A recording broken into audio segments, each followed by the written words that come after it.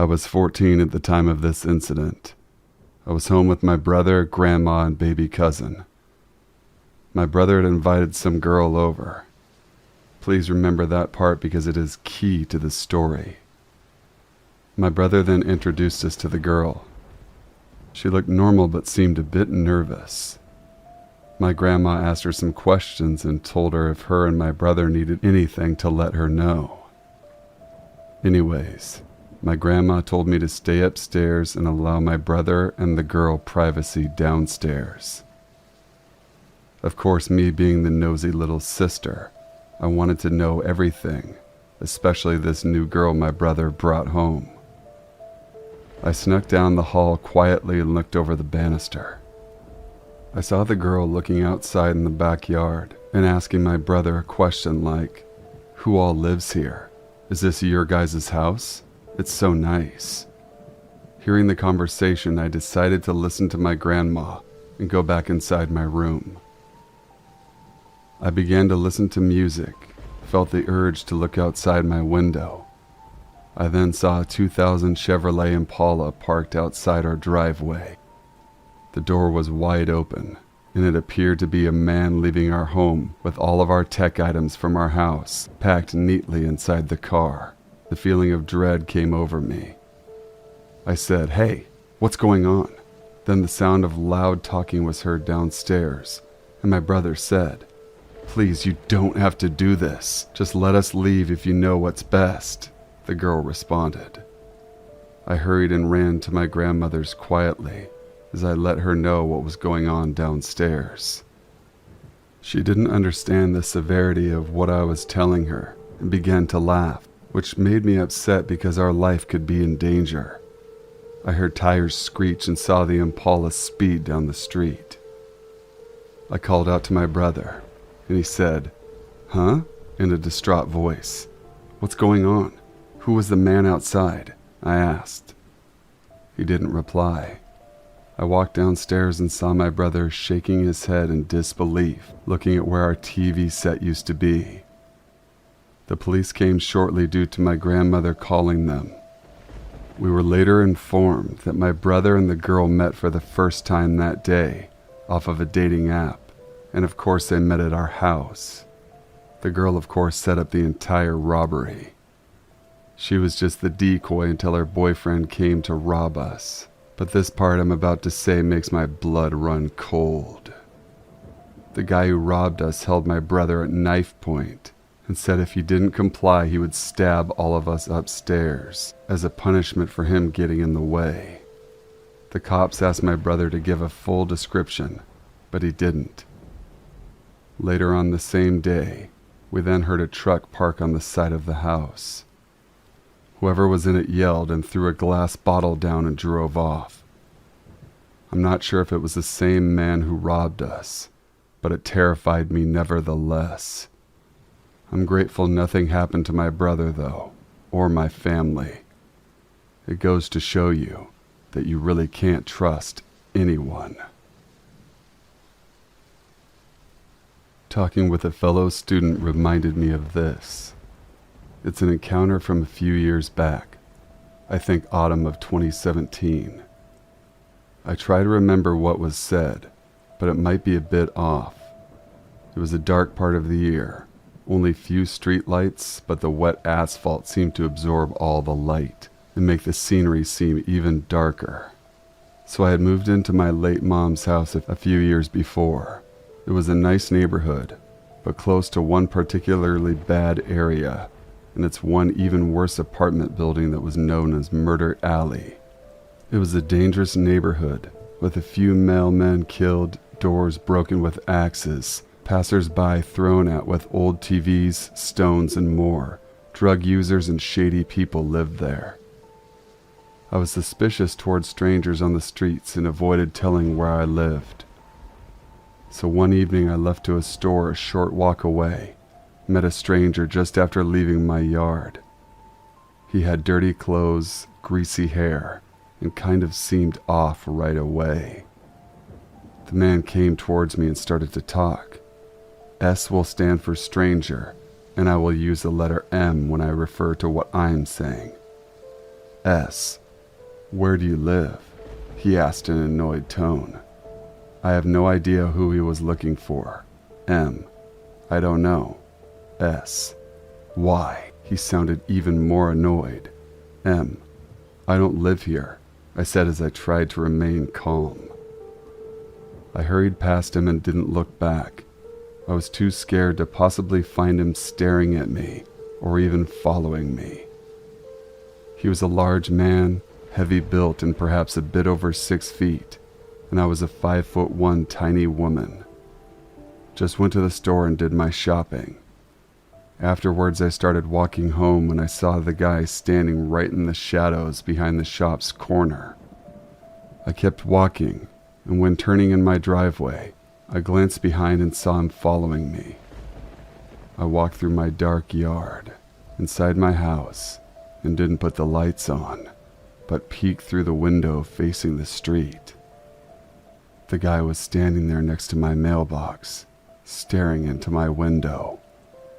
I took a few steps back, freaking out, and just waited in the dark.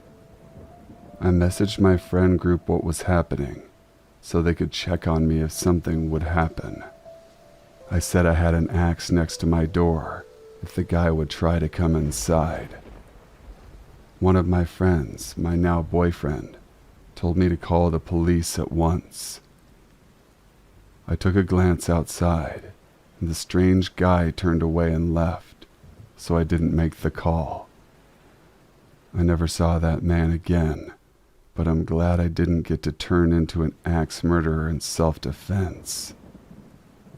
The murder alley was torn down a couple years after, and the bad vibe disappeared with it.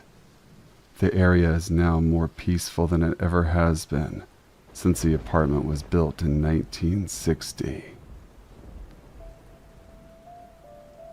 In the late 90s, I was in elementary school, and one of the teachers at my school taught tennis.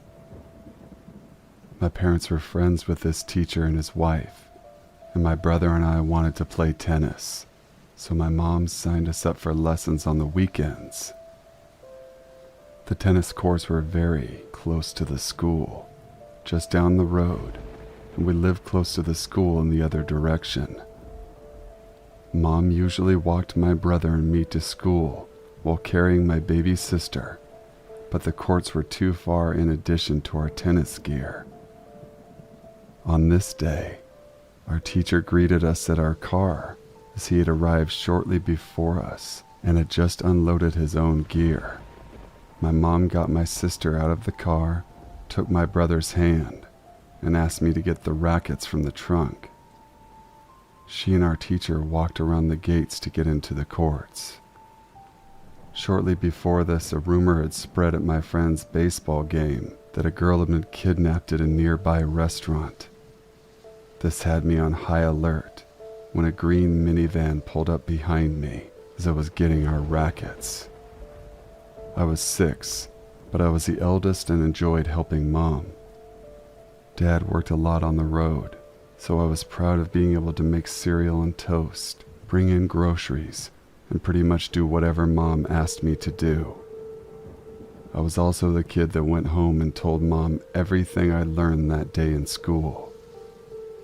My elementary school always did stranger danger segments in PE class. One of the video series was a red alien dude. I don't remember a whole lot outside of that, but I do remember a tape where a couple asked him for help finding their dog, and they took him in their van. So imagine my horror when I'm alone behind Mom's car. Mom and teacher have walked too far away to help me, and this man and woman in a green minivan ask if I've seen a puppy. They said the puppy ran out of their front door, and they've been looking. Could I come with them and help? I had the rackets in my hands, and I just shook my head, dropped them, and ran. My mom, seeing my face, asked what was wrong, and as I told her what happened, the van was already down the opposite end of the street and turning. I wish that had been my whole experience, but not even a year later. My mom had taken the 3 of us and my best friends to our favorite snowball stand. My mom was friends with the lady that owned it, and she spent a lot of time talking with her first. As she did, I was just staring out at the street. To be honest, I just wanted my chocolate snowball and didn't care for much else at the time. A man stopped his van in the street, caught my eye, and motioned with one hand for me to come over. Of course, after my last encounter, I definitely do not trust strangers. I hid behind my mom's legs, literally got down on the ground and hid, while he continued beckoning for me, until my mom and the snowball lady turned to look at him. I don't recall seeing a car speed off so fast until I started driving and got on the interstate for the first time. When I started college in 2011, I formed a solid friendship group, threw myself into the social life.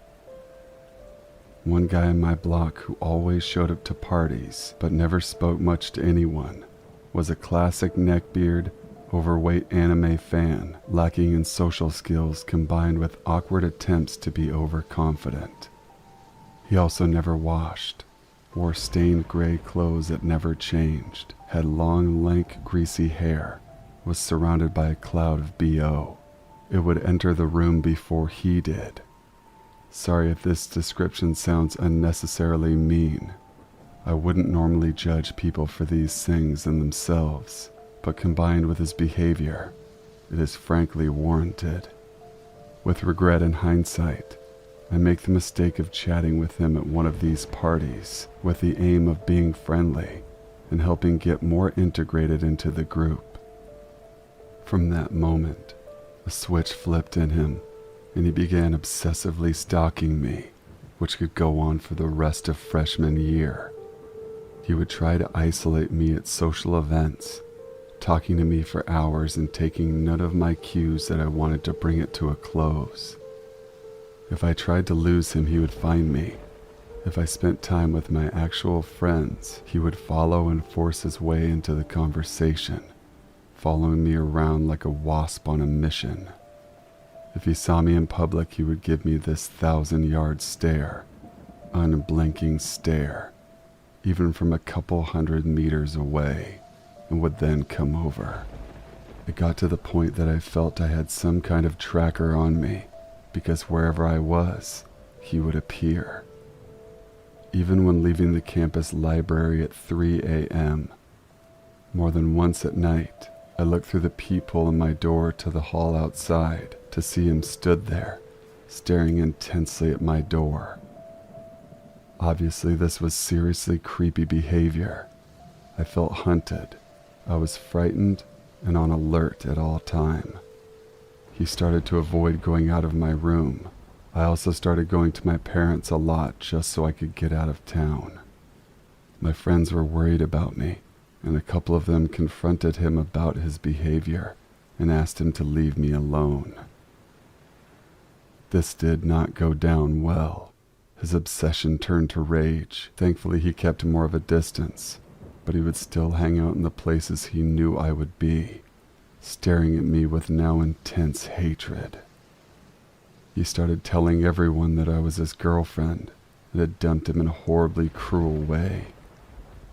Made me question myself that a few people actually believed him. This continued into our sophomore year, when he got too close to one of my housemates, started turning up unannounced at our place. This friend believed the stories he was telling and thought that I was being unfair in asking him not to bring this guy around. He ended up stealing my mail, including a new bank card. I had no evidence that it was him, but I had so much stuff go missing, and I knew he was doing this. I also once found him in my bedroom. That was the last straw, and my roommate finally accepted that this man was creepy and a liar. When I moved away, the in-person stuff stopped, but he started cyber stalking me, trying daily to hack any of my accounts that he could find. This continued, though to a lesser extent, for a period of 3 years. but since then everything seemed to die down, and I thought it was over. I recently found his blog, where he writes fantasy stories about our relationship and calls me the love of his life, more than 10 years later. Montana school teacher Rita Mays called her husband first. She had been hit on the head and kidnapped from a highway rest stop. She was currently in the trunk of a moving car. She had no idea where she was going or who had taken her. For several excruciating hours, Rita remained in contact with her husband and a Helena police officer as her phone signal became more and more unreliable. Police were able to determine the direction the car was headed in, eventually tracing it to Spokane, Washington, after contact had been lost. Local authorities found the car shortly after midnight in a parking lot. Rita's body was in the trunk. The coroner established she had been killed after arriving in Spokane. For 13-year-old Elena, the family trip in the summer of 2014 was to be a getaway from all the problems in her family.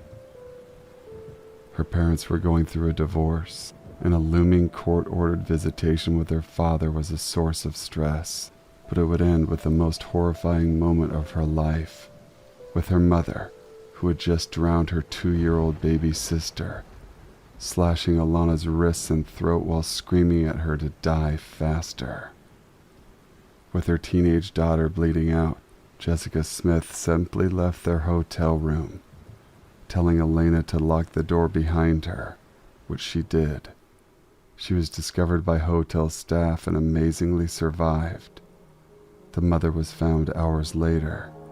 She was briefly committed, found competent to stand trial, and eventually accepted a plea agreement, which will see her behind bars for a minimum of 30 years. Thank you all for watching and listening. Please be sure to leave a like on this video. Subscribe now for future content. Email your scary stories to thesinfulsavant@gmail.com. The link to the email will be in the description box below as well. Until we meet again, stay sinful.